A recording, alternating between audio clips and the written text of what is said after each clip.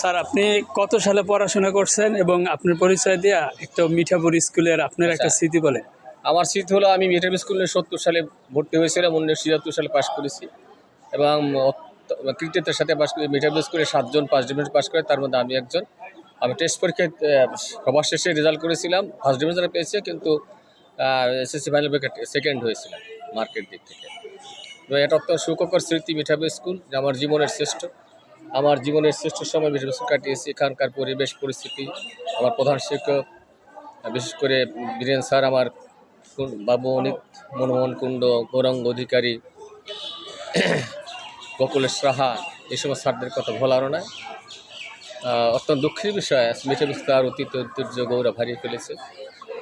খুব কষ্ট হয়। তাই মিঠাপুর স্কুলের অতীত গৌরব ফিরিয়ে আনার জন্য, সামরিক চেষ্টার জন্য আমরা এখানে এসেছিলাম ছাত্রছাত্রীর বৃত্তি প্রদানের জন্য।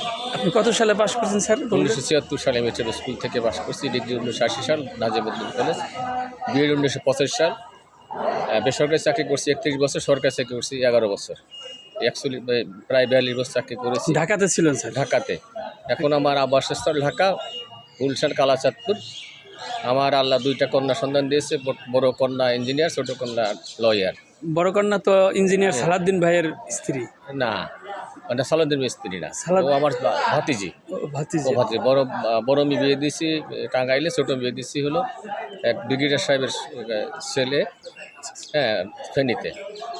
ওরা সুখী আছে। আমার বড় মেয়ের 1 মেয়ে, ছোট মেয়ের 1 ছেলে, সব মিলে আছে। ঢাকাতেই প্রায় থাকি।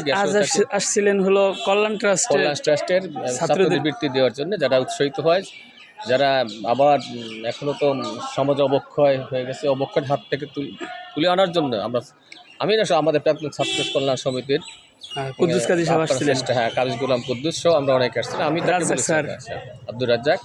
এবং আমাদের মিঠাপুর স্কুল যে ঐতিহ্য ছিল, সেই 60 দশকের 70 দশকের আরও ঐতিহ্যকে ফিরিয়ে আনার জন্য আমাদের ক্ষুদ্র চেষ্টা। আর কি, ধন্যবাদ। ধন্যবাদ, থ্যাংক ইউ।